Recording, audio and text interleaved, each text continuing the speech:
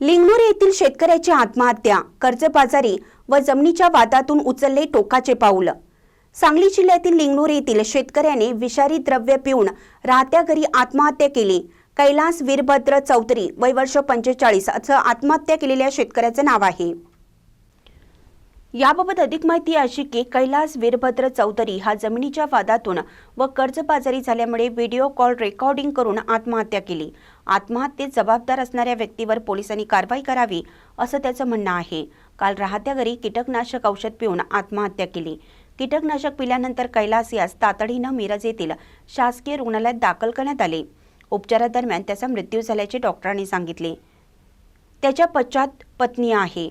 आत्महत्येस जबाबदार असणाऱ्या गावातील व्यक्तीवर पोलिसांनी तातडीनं कारवाई करून गुन्हा दाखल करण्याची मागणी त्याच्या पत्नीने केली आहे। या प्रकरणी काल रात्री उशिरा गुन्हा दाखल करण्याचं काम सुरू होतं।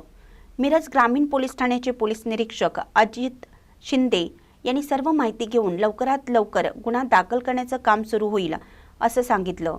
महानकरी न्यूजसाठी आदिमानी, मिरज। ताज्या बातम्यांसाठी महानकरीला सबस्क्राइब करा आणि बेल आयकॉनला क्लिक करा।